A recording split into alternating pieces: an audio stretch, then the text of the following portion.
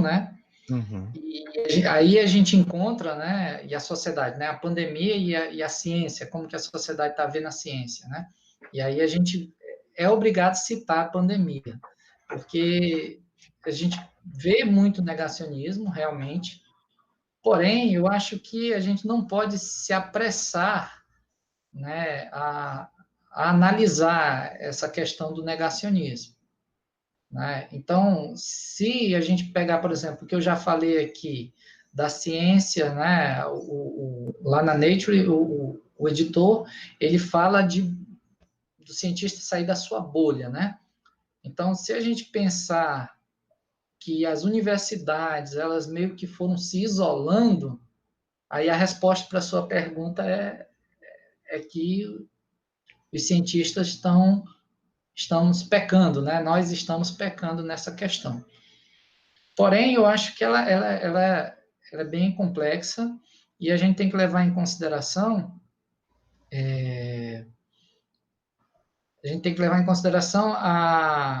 a história da própria educação em geral, né? Porque qual é o papel da escola também em trabalhar essas questões? Ou seja, a escola vem trabalhando essas questões, tá? Então, o cientista, sei lá, talvez ele não acordou, já está acordando, eu acho que já faz um tempo em que a gente percebe vários cientistas que, diríamos aqui, só para efeito de exagero, né? Cientista que nem mesmo gostava de sala de aula e que hoje fazem trabalhos fantásticos de divulgação científica. Né? Então, se você for olhar currículo de certos físicos, por exemplo, que a gente vê aí na mídia, você vai ver que são físicos que fizeram uma carreira em laboratório, fizeram uma carreira, né, em seus cubículos lá, né, trabalhando física teórica, e que hoje prestam um serviço fantástico para essa questão da divulgação que você está falando. Então, a gente acordou, talvez, um pouco, né, tarde, eu não sei se faz sentido usar essa expressão, mas eu acho que estamos trabalhando, né? Não é uma questão local, porque, se, por exemplo, a gente está falando de pandemia, a negação à pandemia, mas se a gente pensar a negação ao movimento terra plana, vamos dizer assim, que é a moda, né? Todo mundo encaixa esse assunto atualmente. Então, se a gente falar do terraplanismo, foi mundial, né? Ou seja, a adesão, né, o grupo que fortaleceu, né, esse movimento é um fenômeno mundial, não é do Brasil apenas. E aí a gente começa a pensar, poxa, então quer dizer que não é só aqui no Brasil que a coisa está ruim.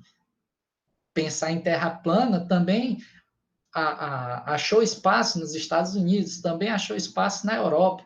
Então, né, como que isso é possível? Se a gente entende essas nações como nações, né, de primeiro mundo, desenvolvida, tecnológica, científica e educacionalmente. Então, assim, então acho que é uma questão que eu acho que o foco é a gente ir para frente, pensar para frente. Eu acho que tem pessoas dando bons exemplos aí, como eu disse, e a gente acordar, né? Eu acho que a própria pandemia, a gente está tentando tirar as coisas boas, né? De tanta coisa ruim, de tanta vida que se perdeu. E uma das coisas boas que a gente talvez vá tirar é nós, professores, estarmos mais antenados a essas novas tecnologias na educação e nos empenharmos mais, né, nessa questão da divulgação. Certo. Então, bom, pegando um pouco aí isso que o senhor falou, de os professores precisarem estarem mais antenados com as tecnologias, o próximo questionamento é do nosso internauta Herbert Vinícius, e ele pergunta o seguinte: professor Marcelo, quando o senhor era professor na educação básica, o senhor já esteve, por exemplo, no que a gente chama de uma saia justa? Tipo assim,